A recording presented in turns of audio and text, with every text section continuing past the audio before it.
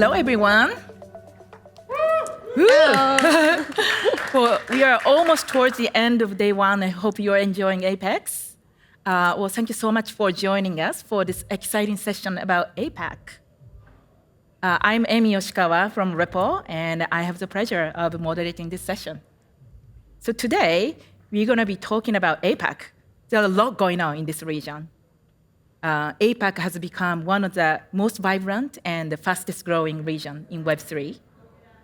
And I think like many of you are also looking into APAC because clearly this is a growing market with a lot of potential users. So I'm hearing a lot about, from many of you guys that you're increasingly paying attention to the region. So today, even though like you're interested in APAC, if you're outside of APAC, it's harder to understand what's really going on the ground. And also, APAC is not a single homogeneous region. There are different similarities, but then also differences as well. So today, I'm so thrilled to be joined by a panel of our experts coming from different parts of APAC, Josh from South Korea, and Nicole from Southeast Asia, specifically Vietnam, and Teku from Japan. And they will share with us what's really going on in APAC. So today we are talking about three things. First, we will talk about the state of Web3 market, specifically the state of XRPL ecosystem. And secondly, we will talk about developer ecosystem. And then third, we will talk about market entry into APAC. All right, so with that, let's start with a quick self-introduction. So Josh, would you like to start?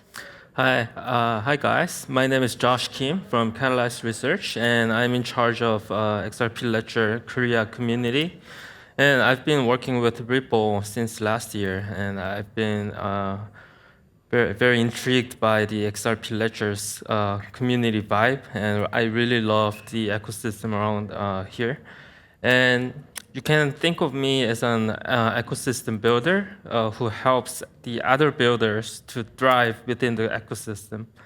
And I've been got into crypto since 2017, and my interest came from investments into crypto, and I started to realize that most of the traditional infrastructure will transition to Web3, which is more inclusive and open to any others.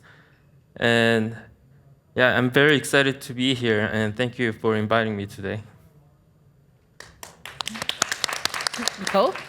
So hi everyone, my name is Nicole. I'm from Vietnam and Southeast Asia, in case you know where it is on the map, because I heard a lot of people talking about Southeast Asia yesterday, and the question is, who doesn't want to go to Southeast Asia? Because we have 500 million consumers, also like a hub for talents in Web3, and of course abundant opportunities for Web3 companies to come and build their operations hub, as well as to build their community for token holders, even like developers as well as builders.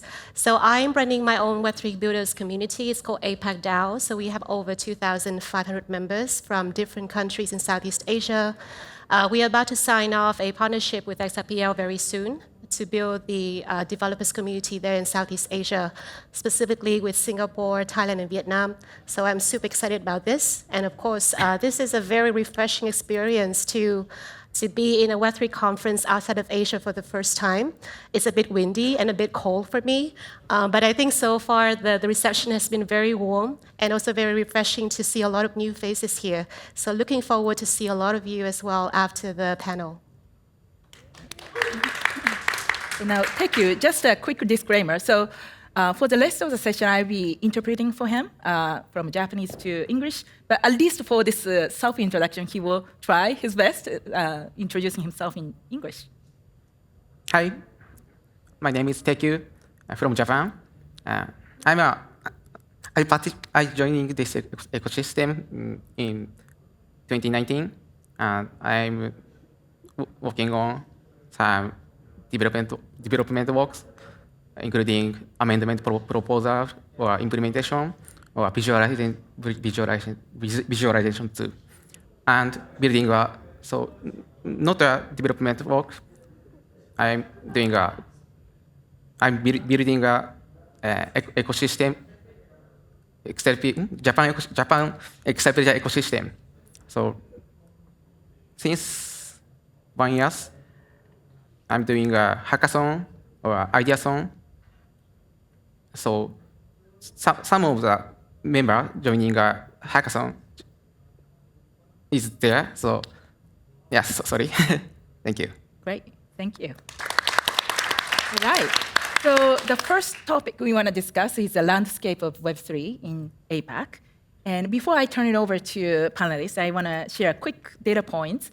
So according to a recent study, about 30% of global Web3 business is coming from APAC. And APAC has the fastest growing market, is the fastest growing market with annualized growth rate of 44% over the next 5 to 10 years or so. So that means by the time we hit 2030, APAC could be the biggest Web3 economy in the world. So clearly, it's a very significant market. But again, each market has a kind of a different situation and landscape. So let's hear from our expert, what's really happening, what kind of trends and developments you are seeing, and also especially the state of XRPL ecosystem and where you see opportunities. So Korea has traditionally been a country where there are so many people who hold XRP. And through the internal research, we found out that around 7% of entire Korean population holds XRP.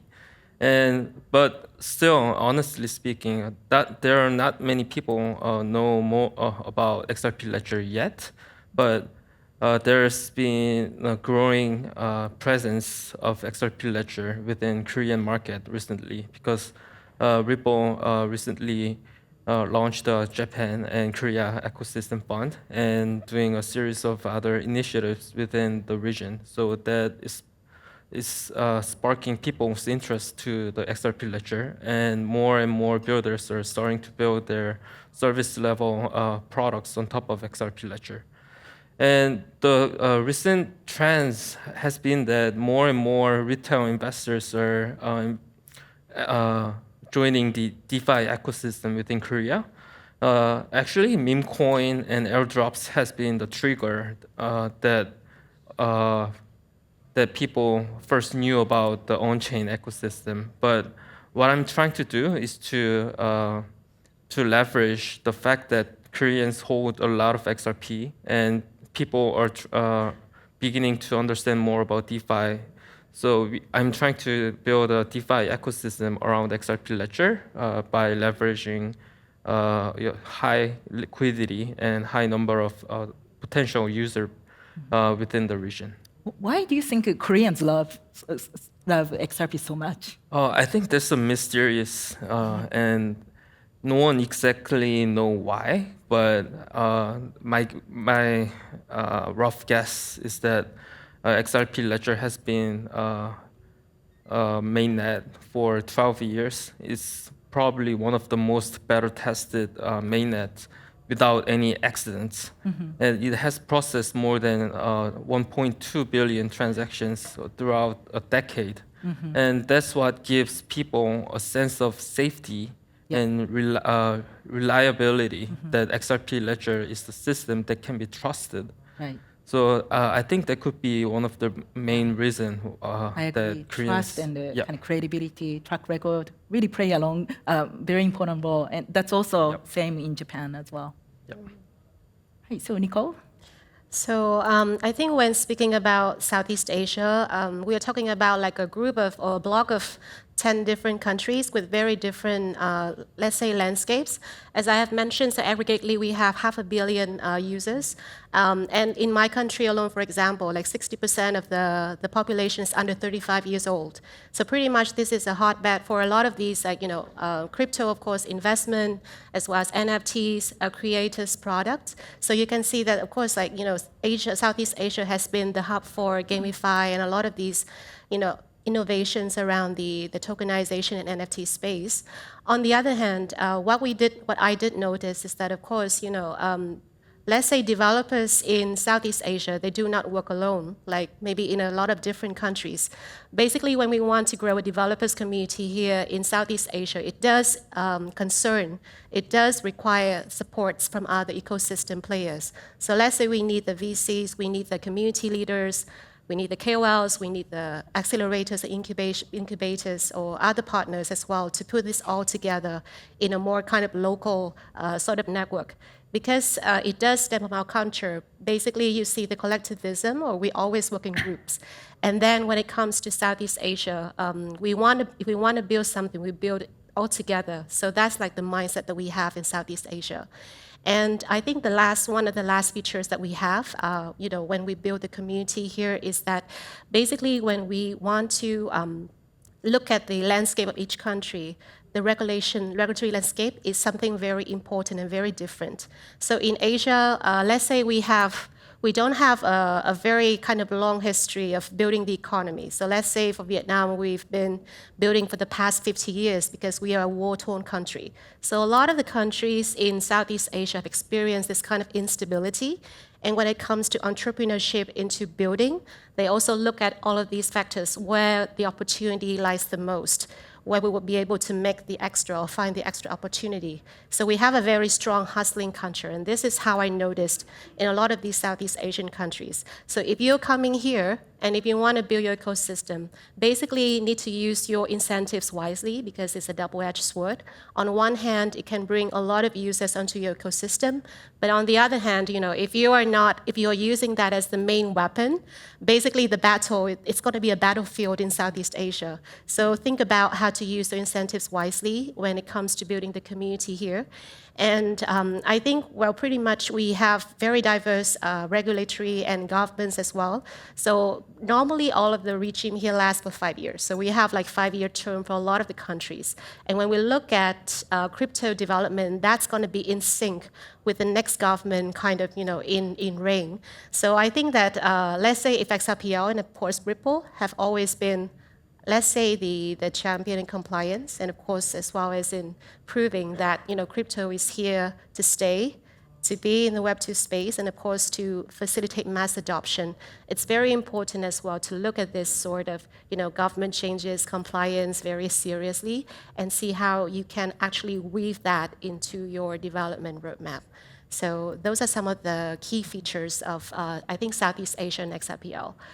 The awareness about XRPL is not that much, to be honest. I think there's a lot of XRP holders, but I just found out that holder means different in different contexts. Yeah. We hold in Southeast Asia of course, to trade as well, not just like a permanent holder. But I think with XRPL, there's plenty of opportunity. I think, of course, with DeFi. But in case if you are open for gaming NFT, I think that's also a great space as well to build in Southeast Asia. Right. Thank you. Thank you. そうですね。日本の環境といいますと、やっぱり日本の政策レベルでいろんなもの、ブロックチェーンに関連する物事が進んでいったりであったり、政治家たちが何かしらそういった政策を掲げているっていうところが一つ大きなところがあるかなと思います。あとは国内での大きいイベントっていうのがいくつか毎年行われていて、そこで実際に首相だったりが登壇したり、またはグローバルなプロジェクトのファウンダーだったりが主催するような登壇するような形で大きな注目を浴びていたり、そういうような形で国内でのブロックチェーンというところの注目度は年々増加しているかなというふうに思います。で、XRP レジャーの文脈で言いますと、クリエイターだったりっていうのが、それこそ昨年 NFT が使えるようになってから多くのクリエイターが他のチェーンからも流入していって、現在おそらくグローバルのコミュニティでもその注目度っていうのは大きく上がっているかなと思います。で、歴史的に見ても長いホルダーコミュニティっていうところも非常に日本では活気がありまして、それらをうまく我々が開発者だったりプロジェクトがそれらを利用して日本の熱を高めていけたらというふうに思っています。で、開発者のエコシステムっていうところで言いますと、まさにこれからどんどんハッカソンやアイデアソンなどを通じて彼らをエンゲージしているようなところで、引き続きハッカソンなどを開催しながらもファンドを利用した形でより多くな、熱を高めていけたらなと思っております。Okay, so I'll do a quick translation. So, so in Japan, the government is really leaning into Web3 and crypto opportunities. So politicians are really actively involved in many of like Web3 conferences and crypto conferences. They give a keynote speech, which is very different from the US and other countries. But so there's a government level support there, and then also a couple of things that are very unique about Japan market is there's a long history of holder community in there, and now like we are starting to see this conversion of long-time XRP holders to become XRPL users. And I think that many of the developers are becoming interested in XRPL because of this kind of big holder base and user base. And then also another thing that's unique about Japan market is it's a huge kind of creator community on XRP Ledger. So there are a lot of creators coming to XRPL NFT marketplaces and minting. And so that's also another community that we can definitely leverage as well. And TechU is particularly active in like educating developers and doing hackathon, ideathon. So it's really exciting to see like a few years ago, TechU was pretty much the only developer in Japan who could who knew about XRPL. But gradually, like he started to educate more and more developers and to join XRPL. So now we actually see several developers coming from Japan all the way here. So that's really exciting. And he also mentioned Japan Korea Fund that we just announced a couple days ago to further accelerate innovation on XRP Ledger. That will definitely further accelerate the engagement in the community. Josh, what do you think about this fund? Like, how do you think this fund could help Korean community? So usually builders prefer to build products in a very well-managed ecosystem. And I think the ecosystem fund is great news that Ripple is actually taking care of APAC market. So it gives a really good sign to the APAC builders. So I think I expect that more and more projects will emerge in the near future.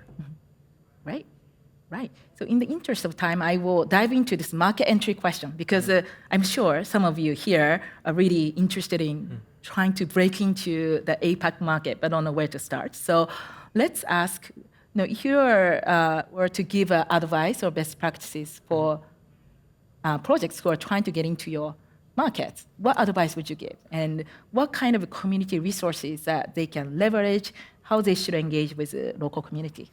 Yeah, so APAC market is very attractive, but on the other hand, it's also a very tough market. So everything is very wild. It reminds me of a Wild West back in 1850s in United States. And what I would like to recommend is to have a really good, reliable local partner. So you can basically find like Korean community members in not only in the online space but also offline space. So Moai Finance could be one of the good example. So they can introduce you to the local partners who really agrees on your vision and mission to effectively target the APAC market. So having a reliable partner is the key to enter the Korean market. Nicole? So I think it's also very important as well to map out what you want to do with different markets, because we talk about Asia that spans from India to Southeast Asia to China and to Korea and Japan. And pretty much as I mentioned, so you would also have to figure out what is the priority for each of these markets. For example, for me, let's say if I look at Asia as a developers hub, of course we have Vietnam, Thailand, Philippines, Korea as some of the examples. If we're talking more about let's say the market for adoption, of course I think we have Japan, we have Indonesia, for example, with sizable population, with let's say friendly enough regulation. So think about the priority and then map out your how you're going to be structure your resources in these markets. I think it's very important. And bear in mind that, of course, we are living in a decentralized space. So I think it's important as well to have different hubs and different teams or different partners as well to take care of what's you're going to be doing with different markets. So I think that's one of the very important things that I would look at. And the other thing is, of course, as I mentioned, so it's important to look at regulations again, because this market is huge. And I mean, tackling a market maybe just by a meetup, doing a meetup or a hackathon, it's easy. But if you really are serious about building a community, I think it takes more time than just doing an event and then maybe doing some follow-up after that. So what we want to do with XRPL in APAC or in Southeast Asia from this time is that we would use the event as some sort of milestone, I think at the end as a reward for the contributors. But we will need to do a lot of warm-up, also activating the community as well to get the builders, the local ambassadors, and the local players like VCs, KOLs to be interested. And then they will be able to kind of be funneled to this journey or roadmap where we have the events, we have the meetups, we have the hackathon. It should be like the end kind of the journey, but pretty much we'll need to get people excited along the way. What are some of the ways that they can get engaged, they can be rewarded, they can contribute to the XRPL ecosystem. So I think it's going to be important, like this journey that we're going to be building for all of the players. And it definitely matters more than a bounty or like a hackathon prize. So yeah, that's from my experience. Totally agree. Thank you. そうですね、日本でやっぱり結構特殊な状況で言語の壁っていうところがあったりするっていうところもあって、何かしらやっぱり日本語でコミュニティのメンバーが情報を得れるっていう環境を作るのが大事かなというふうに思っています。なのでやっぱりプロジェクトとかで言いますと、何かしら国内、ローカルなアンバサダーを作って、用意したりであったりとか、それこそプロジェクト自体のウェブページだったり説明だったりっていうのを、ローカライズしてするっていうところは非常に大きな重要な部分だと思っていますし、そこが多分他のプロジェクトとの差別化に大きくつながるかなと思っています。またもう一つ文化的側面から日本のクリエイターとコラボして何らかのデザイン的なところでコラボするんだったりっていうのは、大きな一つのポイントになるかなと思います。Yes. So he thinks in Japan, definitely, so the language barrier is one of the key things that you should be aware of. Most Japanese people don't speak English, so it's really important to localize your projects in a way that's really easy for Japanese people to use. And then also, like if you provide localized material or document or localized support, that will be a key kind of differentiator for among competing projects as well. And then second thing he mentioned was collaboration with local community members in terms of collaborating around the localized design or other user experience. So there are many ways that you can leverage community's help to localize your products. So that's something that, he highly recommend. All right, so we have a minute and a half left. So any final message for the audience? My final message is that APAC market, even though like all the countries look similar, each country has its own unique value and its own characteristics. For example, Korea is known for high liquidity, and Japan offers you great opportunities to collaborate with the creators, artists, and IP. And on the other hand, Southeast Asia is known for a high number of user base. So if you really want to target APAC market, you should take consideration into that characteristics and prioritize wisely. I would say come and talk to us and definitely come to Asia. We have a vibrant hub of users, talents, as well as builders. So definitely there's always room for everybody to find your footprint, I think, in the Web3 space and in Asia as well. And we are definitely a much warmer region tropical region. So definitely we can welcome you any time of the year. So that's all I'm saying. そうですね、グローバルでも、非常に熱のあるコミュニティ、日本はコミュニティであるので、そこをうまく、コミュニティの方が生かしてくれたらなっていうところに思います。So Japan community is one of the most passionate and most active. So it'd be great if you can, come to Japan and join the community. All right. Well, thank you to the panelists for valuable insights, and then thank you everyone for joining. And enjoy the rest of APEC.